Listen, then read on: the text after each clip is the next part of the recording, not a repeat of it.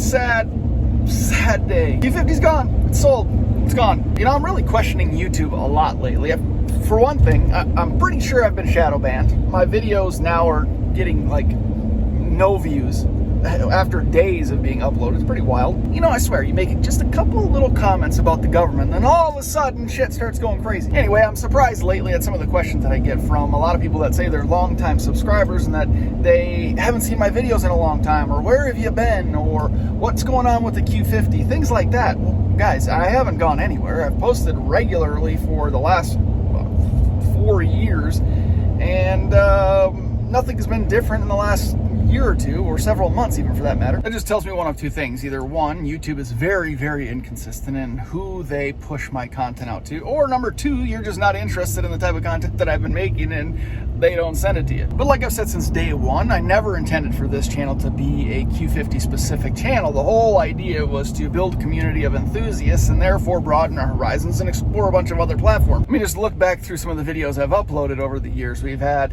a 335i, we've had a Ford Explorer, we've had a C6 Corvette, we now have a C5 Corvette, we've had a 350Z, a Jeep TJ, Jeep Wrangler, we've had the Nissan Titan. Hell, I've even uploaded videos of working on my daughter's MDX. Not even venture to say that we are not done with the Q50 yet, because I've always had my eyes on a 3.0T, and I may still get one here in the very near future. But with that said, I did sell the Q50, and I want to tell you why you should sell yours too. Or not. First of all, I had the Infiniti Q50, the 3.7 liter Q50 if you're new to the channel, for longer than any vehicle I've ever owned ever since the age of 15 or 16, about 4 years. And in that 4 years, I made a lot of friendships, some great partnerships, tackled a bunch of projects, and tested a ton of parts. Went to a bunch of car meets, a bunch of events, drove it in the mountains of North Carolina, hit Tail of the Dragon a couple of times, went through a couple of different wheels and tire setups, did some different suspension components, performance stuff, had it tuned several times at Zoho Motorsports. And after about 3 or 4 years, I got to that point of diminishing return where I had done pretty much everything that I had wanted to do to it, or thought that I should do to it, or thought that there was value in doing to it, aside from going with forced induction. And forced induction at that point was going to cost $10,000+, especially when you consider that you have to upgrade the transmission. And at that point, I just thought, do I really want to put $10,000, $12,000 into a car that I've already driven for 1,500 days? And I really wanted a C6 Corvette or a Porsche 911. So I had kind of been shopping around, and I really had kind of made up my mind. Not to mention, this was right at a time shortly after COVID where prices were still kind of high in used cars, and I knew that I could get top dollar for it, and I just had to take my chance. And actually,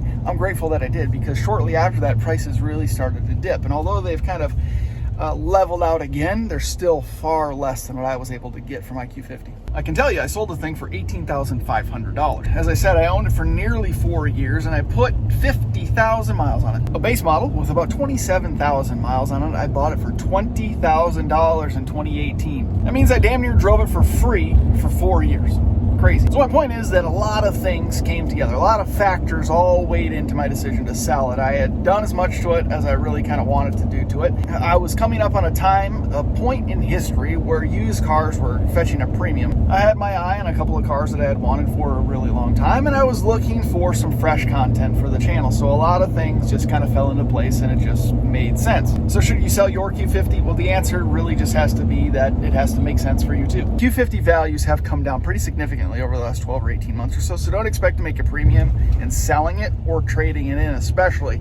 And interest rates are still high on vehicles, so if you're looking to trade it in, or you're looking to finance the difference on a different vehicle, that's definitely something you have to take into consideration, whether or not you want to get into a situation like that. However, I will say there's a lot of cool cars out there, and life is too short to not drive them. So don't be afraid to move into a new platform. You just really don't want to be stuck in a car. If you're an auto enthusiast at all, you'll understand what I'm saying. Life's just too short to miss out on everything that's cool out there, and you don't want to strap yourself to one platform for, you know, who knows? Tomorrow's not guaranteed, and if you got an opportunity to get rid of the Q50 and get a Corvette or a new BMW or Mercedes or Porsche, whatever the case may be, think about it. Let me know your thoughts though, guys. Are you holding on to your Q50? Are you looking to buy something else? Are you currently in something else? What did you sell your Q50 for? I'm curious to know. Let me know in the comments below. I appreciate you guys watching this one. More stuff coming from the channel. Subscribe if you haven't already.